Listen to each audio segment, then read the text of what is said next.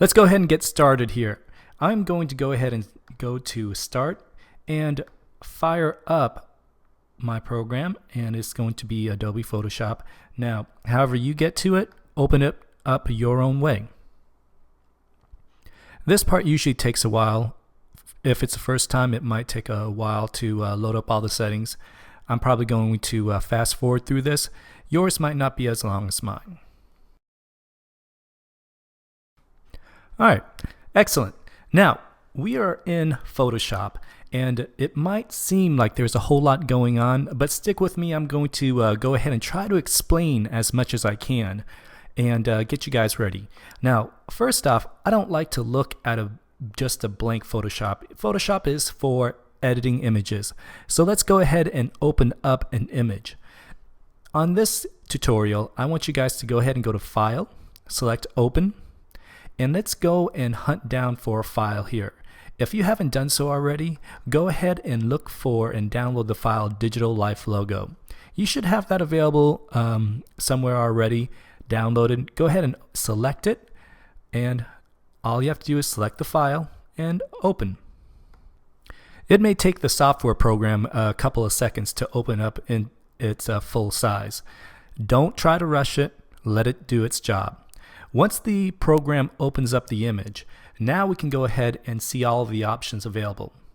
Before we go ahead and go straight in, the most important thing you need to understand is where everything is and what you're supposed to look at. Right now, I want to go ahead and point out the menu bar. The menu bar is located at the very top. This contains File, Edit, Image, Layer, Select, Filter, Analysis, View, Window, and of course, Help. Now, if you go through all of this, you're going to notice that there are so many options, and Photoshop is an extremely powerful program. But we're going to go ahead and focus on one at a time, so it's not going to be overwhelming. Next thing you're going to notice is to the left-hand side, you're going to notice a toolbar. Now, most people have their toolbars all the way across down like this. And what is the toolbar's purpose? Major tools are located here, and they're easy to access. Now, if I want to, I can see it in a single column, and some people prefer the double column.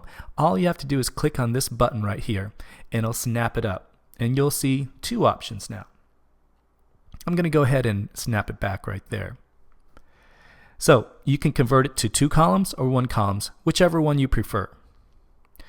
And as you'll note, each tool is visible here, and it's okay to go ahead and click on each button. But as you notice, as you click on each tool, you'll notice that something changes right below the menu bar. And that's your Options toolbar. What happens is each tool has certain options and properties. You can modify those options and properties on the Options toolbar, so that way you don't have to dig so deep. For example, if I want to go ahead and select the Text toolbar, which is this T-shaped object right here, I'm going to notice that all of these things are related to the text, where I can change the font or I can make certain things different. And that's all related to the Text tool. And again, we will go over all of these tools at a later time. And we're going to go ahead and move on. The next thing right smack in the center, of course, is going to be your image. This is where you will be working with and how everything will relate to this image here. Now, to the right of that are your palettes. Now, palettes contain functions that help you monitor and modify the images. By default, palettes are stacked together in groups. These are the palettes that are usually visible: color, adjustment, and layers. If none of these palettes are visible, then go to your window in the menu bar and choose the palettes you need to work with.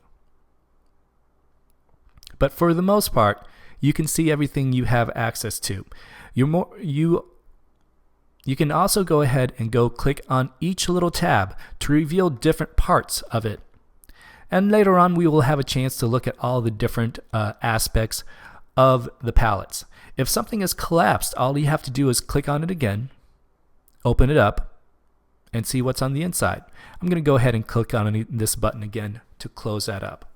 Now later on, we'll go through all of these options, and for the most part right now, to start off with, You just need to understand that it's right there. We'll hit the major ones at the very beginning, and then that way we will help you move on later on. So that is your work area for the most part. Again, just a review, you have your menu bar at top, toolbar on the left-hand side, the options bar right below the menu bar that describes the tool and shows you all the properties.